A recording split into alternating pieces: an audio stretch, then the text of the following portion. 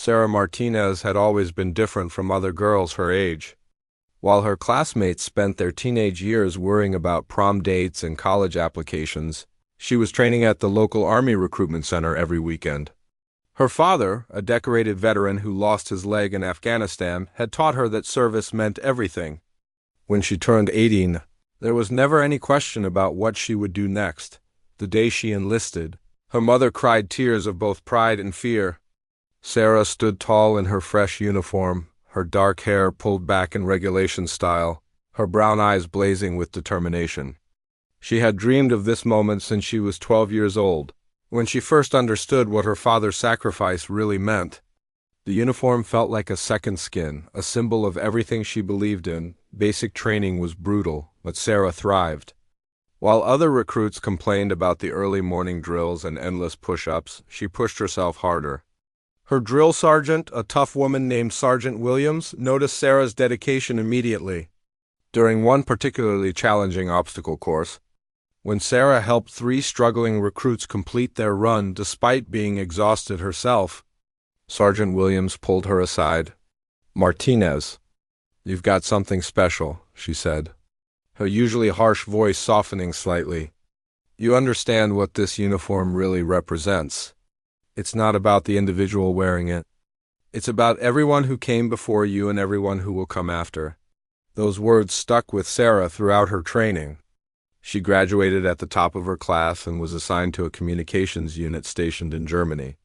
For 2 years, she served with distinction, earning the respect of her commanding officers and the loyalty of her fellow soldiers. She was promoted to specialist and was being considered for sergeant when everything changed. The incident happened on a Tuesday morning in March. Sarah was walking through the small German town near her base, still in uniform after completing an early morning training exercise. She had stopped at a local cafe to grab coffee when she noticed the commotion outside. An elderly German man had collapsed on the sidewalk, clutching his chest. People were gathering around, but no one seemed to know what to do. Without hesitation, Sarah rushed to the man's side. Her military medical training kicked in immediately. She checked his pulse, positioned him properly, and began CPR. For 15 minutes. She worked tirelessly, her uniform getting dirty on the pavement as she fought to save a stranger's life. When the paramedics finally arrived, they found the man breathing steadily, his color returning to normal. The local newspaper ran a story about the American soldier who saved Heinrich Müller's life. The article included a photo of Sarah in her uniform, kneeling beside the ambulance as paramedics loaded the grateful man inside. Heinrich's daughter, Anna, tracked down Sarah's unit to thank her personally. She brought her entire family, including Heinrich, who had made a full recovery. "You gave me my father back," Anna said through tears, hugging Sarah tightly. "We will never forget what you did." But Sarah's act of heroism would soon become the source of the greatest challenge of her military career. 3 days after the newspaper article was published, she received orders to report to her commanding officer immediately. Colonel Patterson was waiting for her with a serious expression and a folder thick with papers. "Specialist Martinez," he said formally, "we need to discuss your future in the United States Army." Sarah felt her stomach drop. She had no idea what was coming, but she knew from the colonel's tone that her life was about to change dramatically.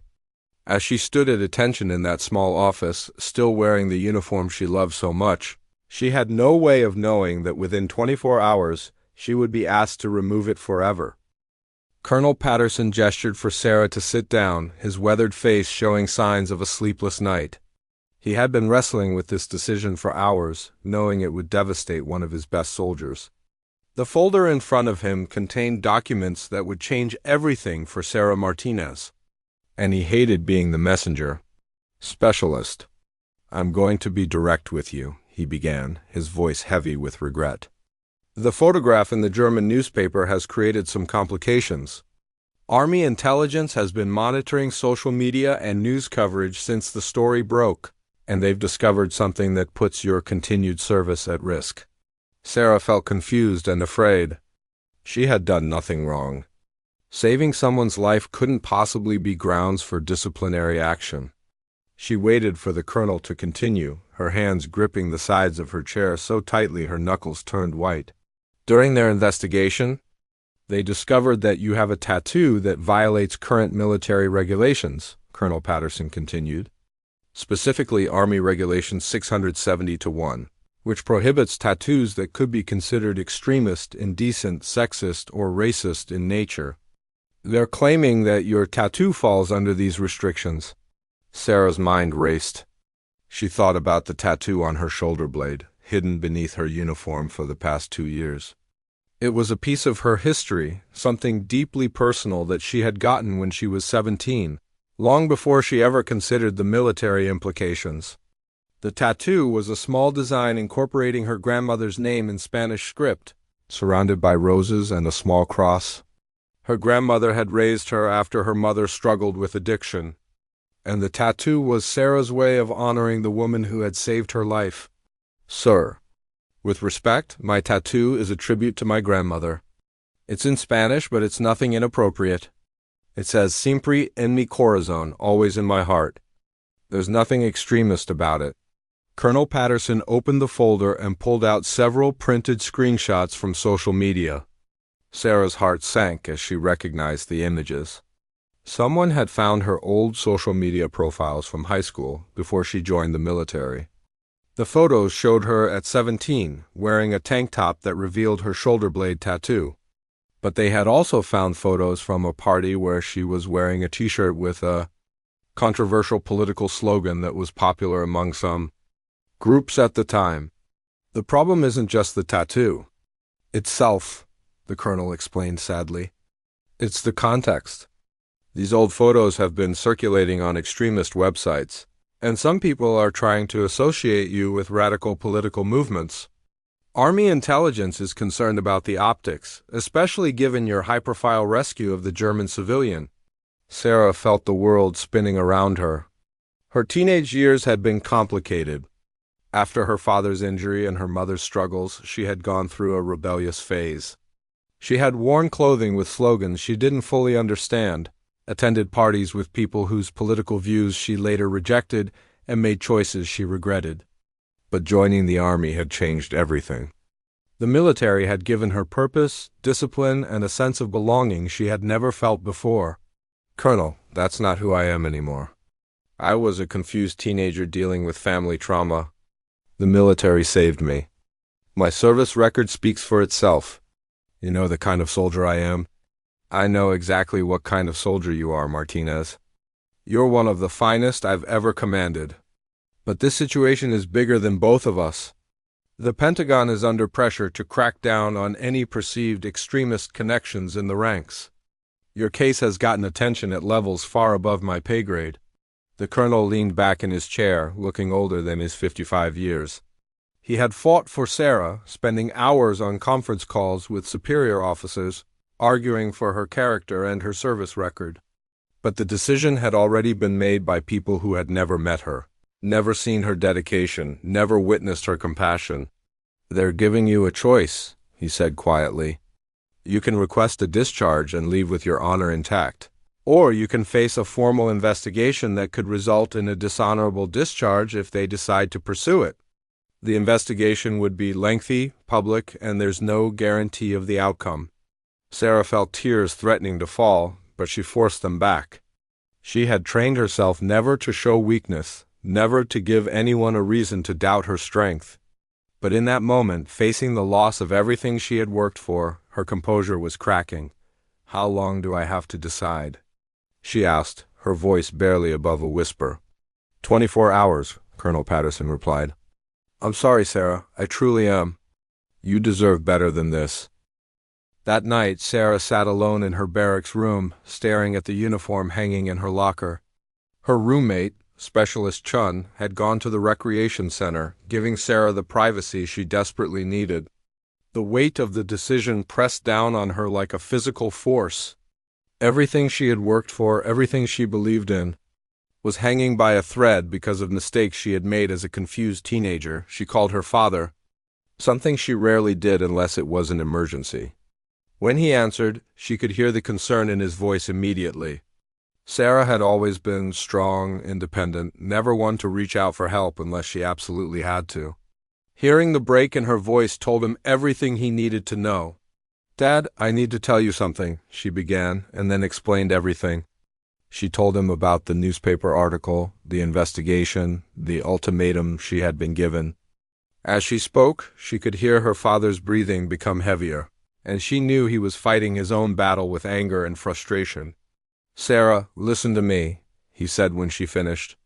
"That uniform you're wearing represents something bigger than the politics and bureaucracy that's trying to tear you down. You earned the right to wear it through your actions, your sacrifice, your dedication.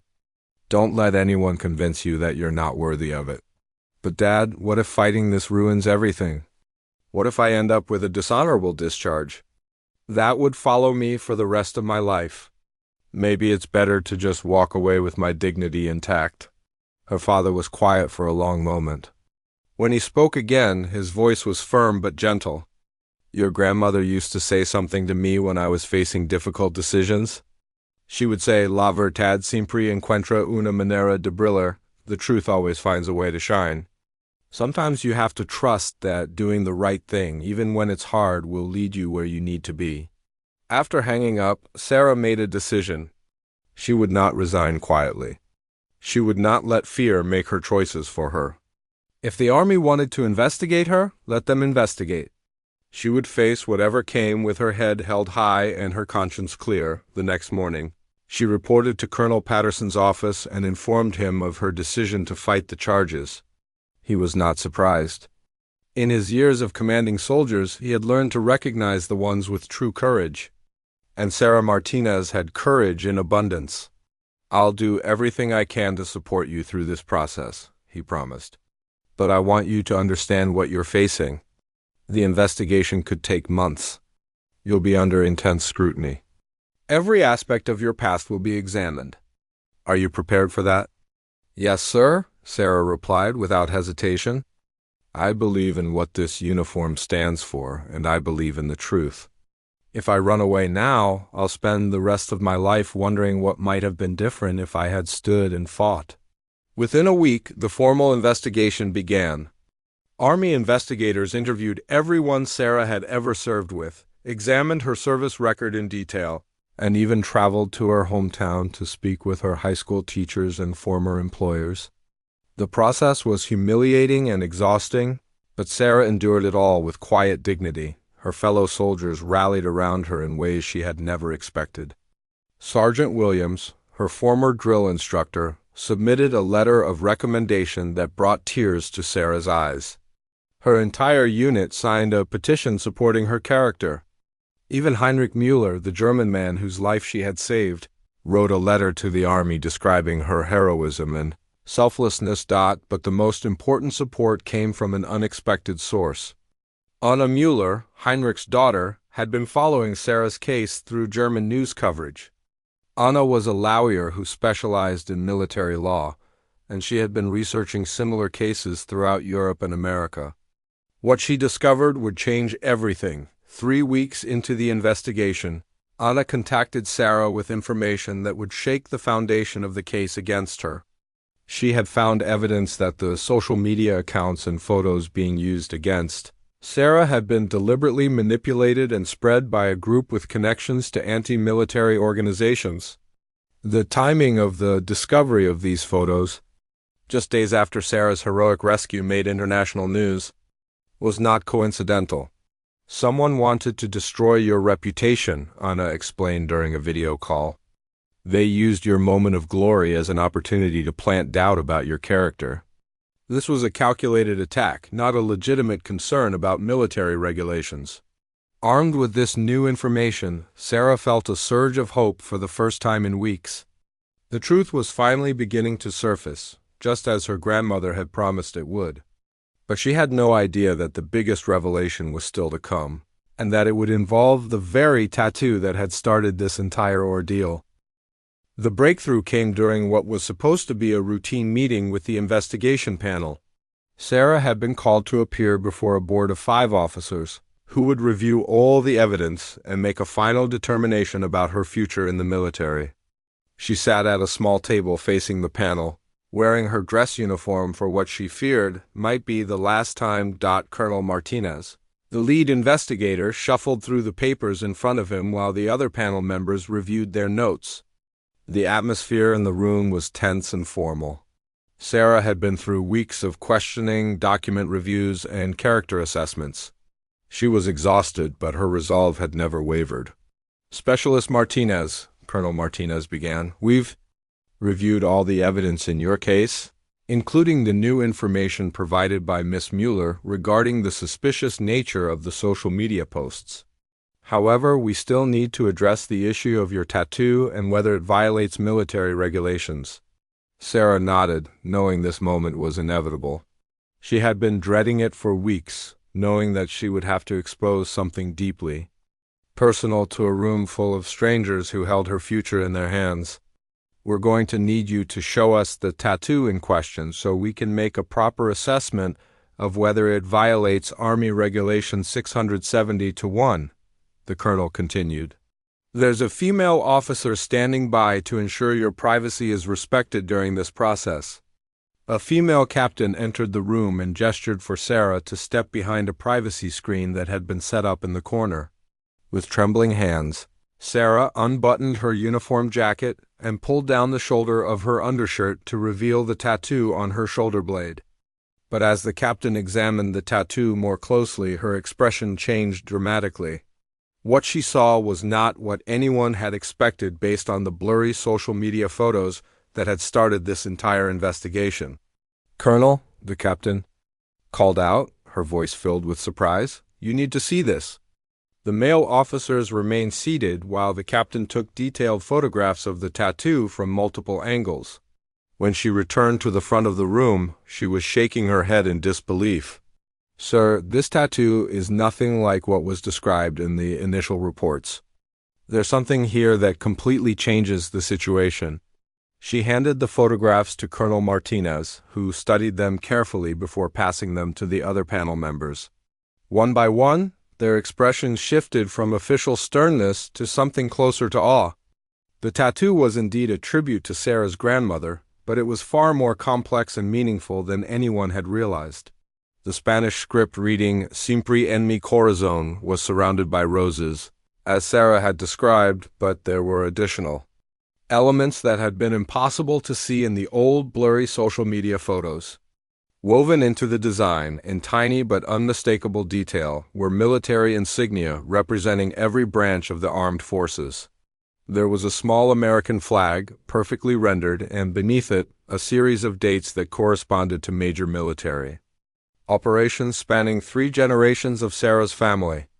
But the most shocking discovery was a small section of the tattoo that had been completely missed in all the previous examinations. Hidden among the roses, in script so small it required magnification to read clearly, were the names of 17 soldiers who had died in combat alongside Sarah's father during his deployment in Afghanistan. "Specialist Martinez," Colonel Martinez said quietly, his formal tone completely gone, "can you explain these additional elements of your tattoo?" Sarah straightened her shoulders and looked each panel member in the eye before responding. When she spoke, her voice was clear and strong, carrying the weight of 3 generations of military service. "Sir, my father carried a list of his fallen comrades with him every day after he returned from Afghanistan. He would read their names aloud every morning and every night, making sure they were never forgotten. When he was struggling with survivor's guilt and PTSD, those names became his anchor. They reminded him that he had a responsibility to live a life worthy of their sacrifice." She paused, gathering her composure before continuing. "When I got this tattoo, I wasn't just honoring my grandmother. I was honoring everyone in my family who had served and everyone who had died serving. My grandmother held our family together during 3 deployments. My great-grandfather served in World War II. My uncle served in Vietnam. The tattoo tells the story of my family's commitment to this country." The room was completely silent. Colonel Martinez set down the photographs and leaned back in his chair, running his hand through his gray hair. The other panel members exchanged glances, each of them processing what they had just learned. "Specialist, why didn't you explain this earlier?" Why didn't you tell us about the full meaning of your tattoo when this investigation began? Sarah's eyes filled with tears for the first time since the ordeal began. Sir, with respect, no one asked me to explain it. Everyone assumed they knew what it was based on old photographs and rumors. I tried to tell Colonel Patterson that it was a tribute to my grandmother, but by then, the narrative had already been written. I learned a long time ago that sometimes people don't want to hear the truth if it doesn't fit the story they've already decided to believe. The weight of her words hung in the air like a challenge. These officers who had spent weeks investigating her character suddenly realized they had been judging her based on incomplete information and assumptions. The very tattoo that was supposed to prove she was unfit for military service had instead revealed the depth of her family's sacrifice and commitment to the armed forces. The revelation about Sarah's tattoo transformed the entire atmosphere of the investigation. Colonel Martinez called for a 30-minute recess, during which the panel members huddled together in urgent discussion. Sarah sat alone at the small table, finally allowing herself to hope that the truth might actually matter. When the panel reconvened, Colonel Martinez wore a completely different expression. The cold formality was gone, replaced by something that looked like respect mixed with regret. "Specialist Martinez, this panel owes you an apology," he began, his voice carrying a gravity that filled the room. "We have allowed this investigation to proceed based on incomplete information and unfounded assumptions.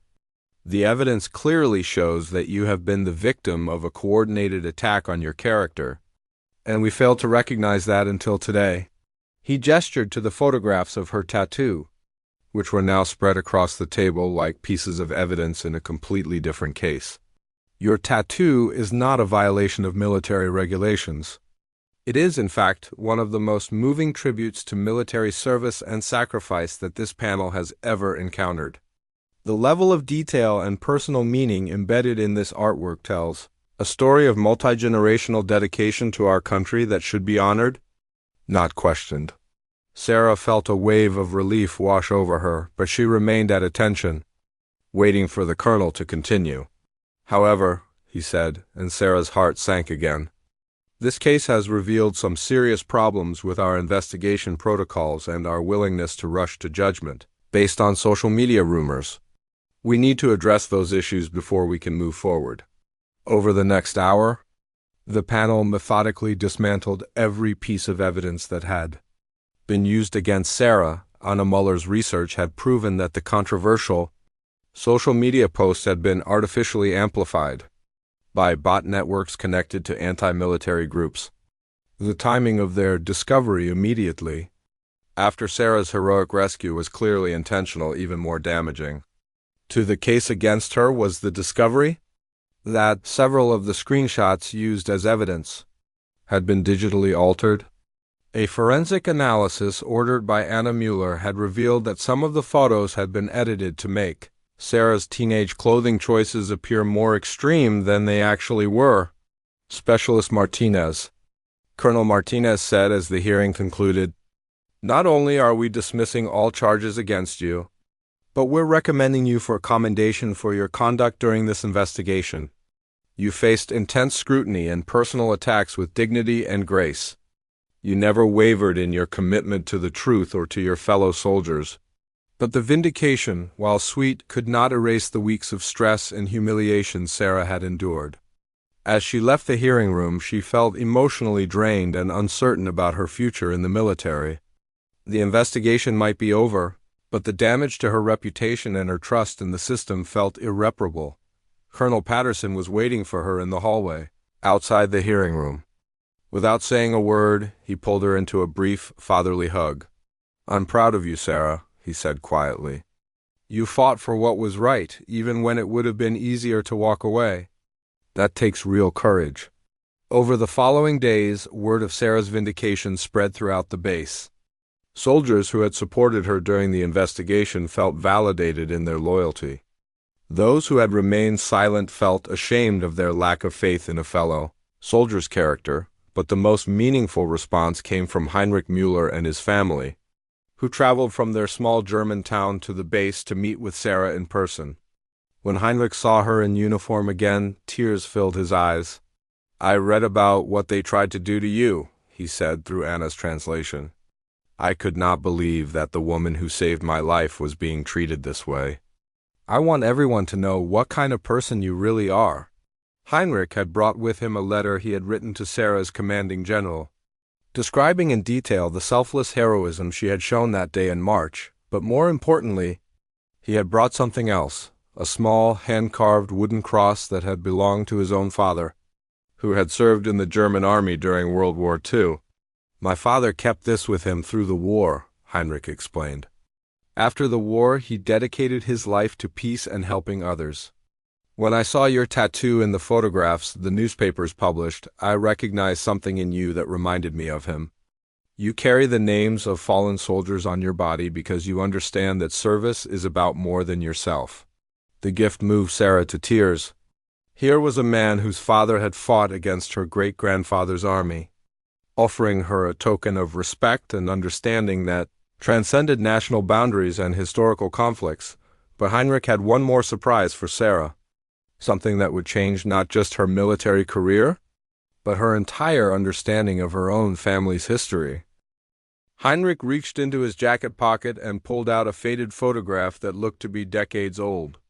With trembling hands, he passed it to Sarah, speaking rapidly in German while Anna translated his words. "He says this photograph has been in his family since 1945, Anna explained, her own voice filled with emotion.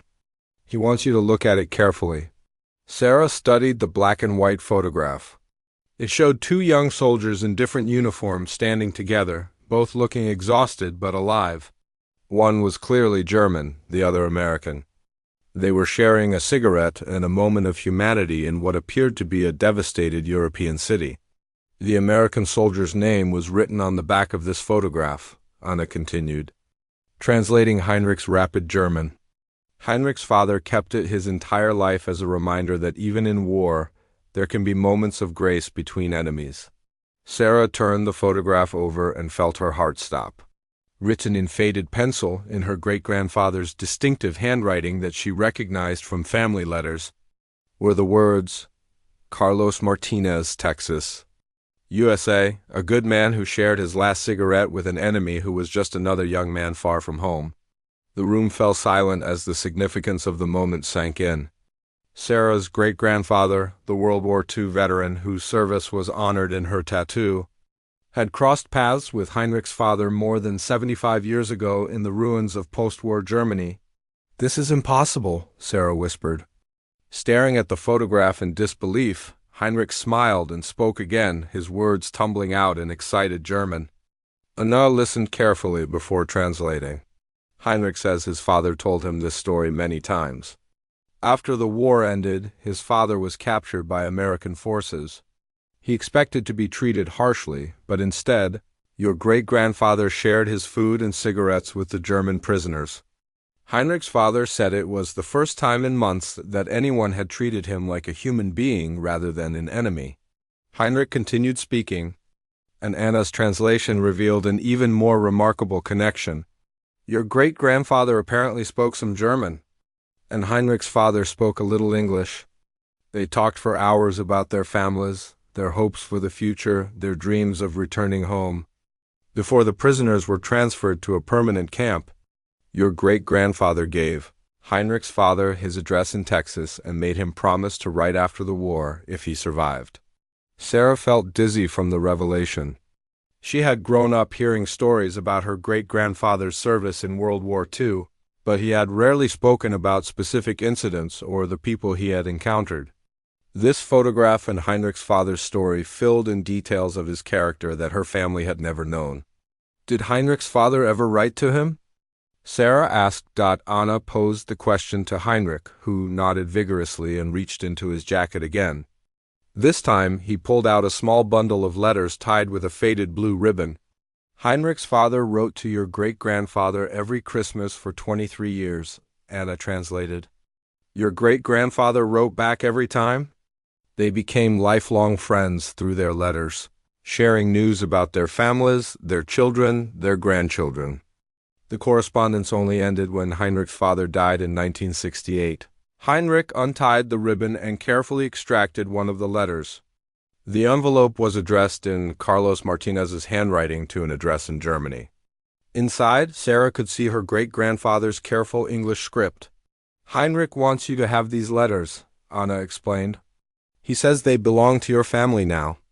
But there's something else he wants to tell you about why he kept this photograph and these letters all these years." Heinrich spoke again, his voice becoming serious and emotional. Anna listened intently before translating his most important message. "Heinrich says that when he saw the newspaper article about you saving his life, and then later saw your photograph in uniform, something about your face reminded him of the photograph his father had kept. When he learned your last name was Martinez, he began to suspect a connection. The investigation of your tattoo and the publication of more detailed photographs convinced him that you must be related to the American soldier who had shown his father such kindness." The elderly German man stood up slowly and walked over to Sarah. He took her hands in his weathered ones and spoke directly to her in heavily accented but clear English. "Your great-grandfather saved my father's soul after the war," he said, his voice thick with emotion. "Now you have saved my life. Some connections transcend time and borders and even death. You carry more than the names of fallen soldiers on your skin. You carry the spirit of compassion that your great-grandfather showed to an enemy who needed to remember his humanity."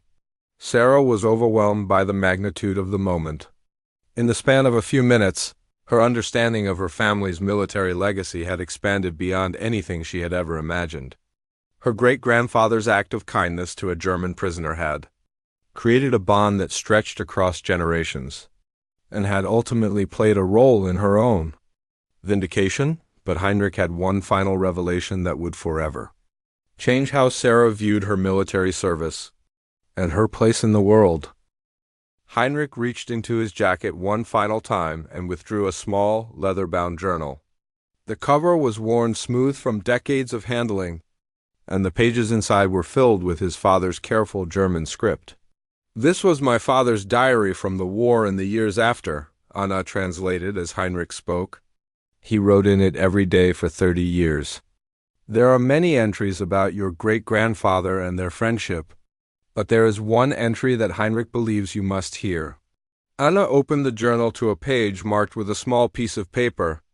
The date at the top was December 25, 1947, Christmas Day, 2 years after the war had ended. "My father wrote this after receiving your great-grandfather's second Christmas letter," Anna explained, then began reading the translated entry aloud. "Today I received another letter from Carlos in Texas. He tells me about his new daughter, born last month. He has named her Maria, after his mother who died while he was overseas. Carlos writes that he hopes his children will grow up in a world where former enemies can become friends, where uniforms represent service rather than hatred, and where people are judged by their actions rather than their nationality." Anna paused, looking up at Sarah before continuing. "But the most important part of Carlos's letter was his promise to me. He said that he would teach his children and grandchildren that true military service is not about defeating enemies, but about protecting the innocent and showing mercy to those who have lost their way. He said that if his descendants ever serve in uniform, he hopes they will remember that every person they encounter, even in conflict, is someone's son or daughter, someone's hope for the future." Sarah felt tears streaming down her face as the weight of her great-grandfather's words hit her. The values that had driven her to save Heinrich's life, the compassion that had gotten her in trouble for helping enemy prisoners during training exercises, the instinct to see humanity in everyone she met, these were not just her own characteristics. They were a legacy passed down through 3 generations. Heinrich spoke again, and Anna's translation revealed the final piece of the remarkable puzzle. Heinrich says that when his father was dying in 1968, his last words were about your great-grandfather. He made Heinrich promise that if he ever encountered someone from the Martinez family, he would tell them that their ancestor had saved more than just one German soldier's life. Carlos Martinez had restored his faith in human goodness and had inspired him to spend his remaining years helping refugees and displaced persons throughout Europe. The elderly German man walked over to the wall where Sarah's dress uniform was hanging and gently touched one of her ribbons. Your great-grandfather's kindness created ripples that spread far beyond what he ever could have imagined. Anna translated Heinrich's final words. My father helped hundreds of people rebuild their lives after the war. Many of those people went on to help others. Your great-grandfather's single act of sharing a cigarette with an enemy became a chain of compassion that has touched thousands of lives. In that moment, Sarah understood that her tattoo represented something far greater than she had ever realized. The names of fallen soldiers on her shoulder blade were not just a tribute to the dead, but a reminder of the living legacy of service that connected her too. Countless unknown heroes across time and continents. Word of the remarkable connection between Sarah and Heinrich spread throughout the military community and beyond. The story of how a moment of wartime compassion had led to a modern-day act of heroism captured international attention. Sarah found herself invited to speak at military academies and veteran organizations about the true meaning of service and the power of human connection across cultural and national boundaries. But more importantly for Sarah personally, the revelation about her great-grandfather's character helped heal the wounds left by her ordeal.